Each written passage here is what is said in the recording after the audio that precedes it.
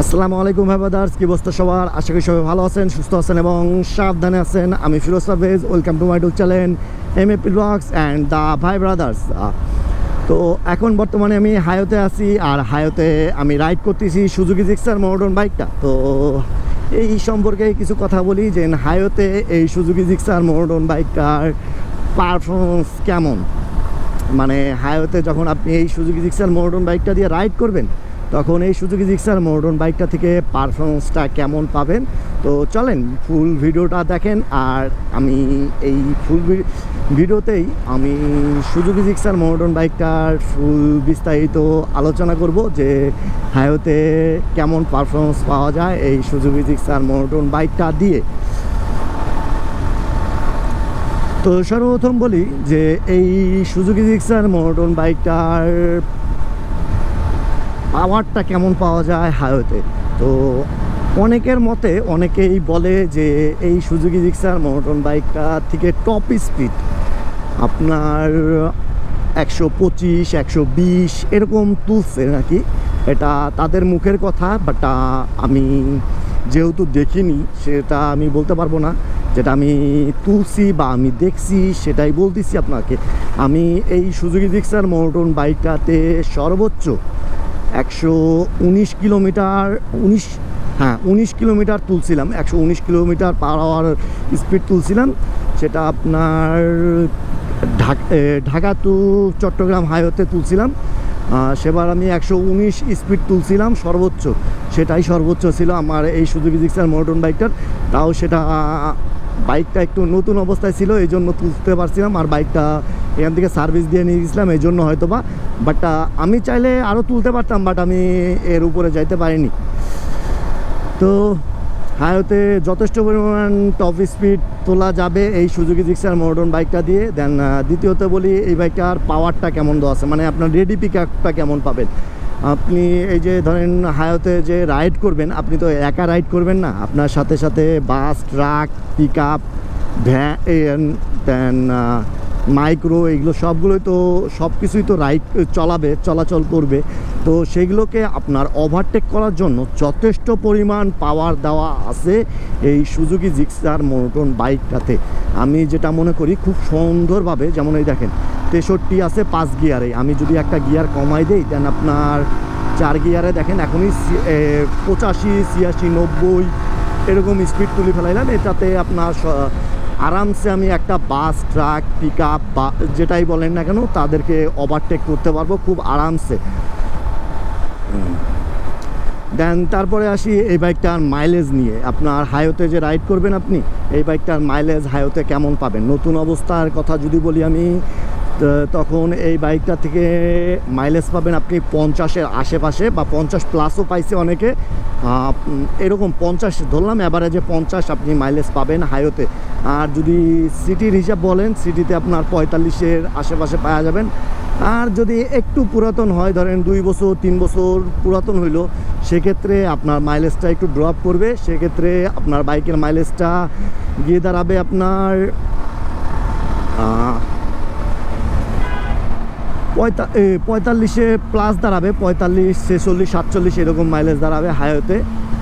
কেননা একটু মাইলেজটা ড্রপ করে একটু পুরাতন হলে। বাট আপনি যদি মেনটেনেন্স করে রাখতে পারেন, ভালোভাবে বাইকটা রাখতে পারেন, ভালো মেনটেনেন্স করতে পারেন, সেক্ষেত্রে আপনার মাইলেজটা আহামরি ড্রপ করবে না। আপনার মাইলেজ আর বাইকের কন্ডিশনটা ডিপেন্ড করে আপনার বাইকটা কিভাবে রাখতেছেন, আপনি কেমন কন্ডিশনে রাখতেছেন, কেমন সার্ভিস দিচ্ছেন বাইকটাতে, সেই রকম তার উপরে ডিপেন্ড করে।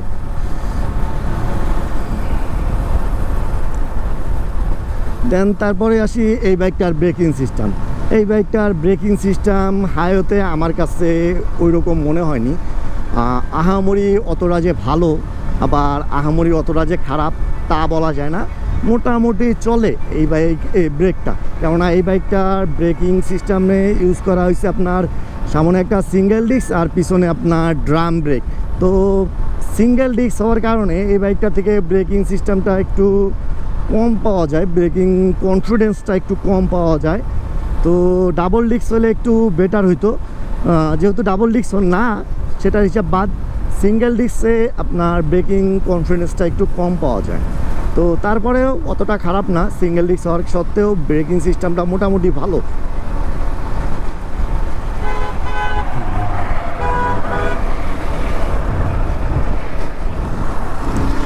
দেন তারপরে বলি এই বাইকটার পিলিয়ন সিট।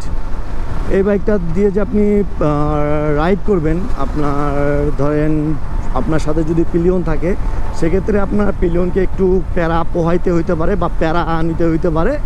কেন বলতেছি, এই বাইকটার পিলিয়ন সিটটা একটু হার্ড, আর পিলিয়ন সিটটা পিছনের দিকে একটু উঠানো আর সামনের দিকে একটু ডাউন। এই জন্য যখনই আপনি রাইড করবেন আপনার একটু স্লো করতে হবে বা ব্রেক ধরতে হবে, তখন আপনার পিলিয়নটা রাইডারের গায়ের দিকে আগায় আসে, রাইডারের দিকে আগায় আসে। তো সেক্ষেত্রে রাইডারেরও একটু প্যারা হয় আর পিলিয়নের তো প্যারা হয়ই। আর লং টাইম যদি রাইড করেন, ধরেন আপনি 200-300 কিলোমিটার প্লাস রাইড করেন, তাহলে সেক্ষেত্রে আপনার পিলিয়নের পিছনের অবস্থা কী হবে সেটা আপনার পিলিয়নের কাছে জিজ্ঞাসা করে নিয়েন, তাহলে সে ভালো এক্সপ্লেন করতে পারবে। রাইডিং সিটটাও একটু হার্ড, আপনার লং টাইম বসে থাকলে একটু প্যারা দেয়, বাট আপনার একটু রেস্ট নিয়ে চালাইতে হয়। দেন তারপরে বলি এই বাইকটা দিয়ে যেন আপনি হাইওয়েতে রাইড করবেন, ধরেন হাইওয়েতে রাইড করতে যাচ্ছেন আপনি একটানা 100 কিলোমিটার, কোনো ব্রেক দিতে যাচ্ছেন না, সেই ক্ষেত্রে আপনার বাইকের প্রবলেম দেখা দিবে, সেটা আপনি করতে পারবেন না।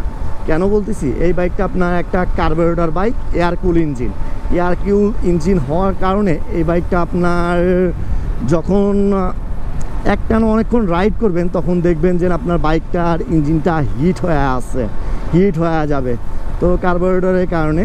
তো এই জন্য আমরা যখন লং রাইডে বাইর হই এই সুজুকি জিক্সার মোনোটন বাইকটা নিয়ে, তখন আমরা করি কি, আপনার 70 থেকে 80 কিলোমিটার, 70 কিলোমিটারও যাই না, 60-70 কিলোমিটারের ভিতরেই একটা রেস দেওয়ার চেষ্টা করি।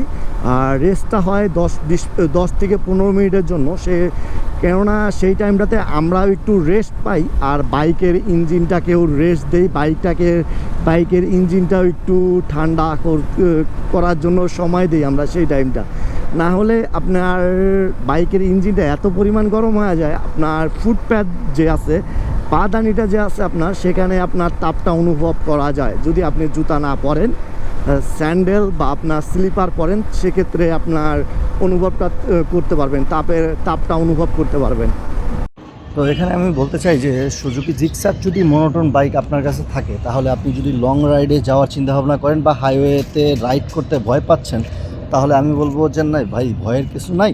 সাধারণত আপনার যে সব কিছু দেওয়া আছে এই সুজুকি জিক্সার মোনোটোন বাইকটাতে, আপনার ওভারঅল সব দিক দিয়ে পারফেক্ট একটা বাইক আপনার হাইওয়ে রাইডের জন্য।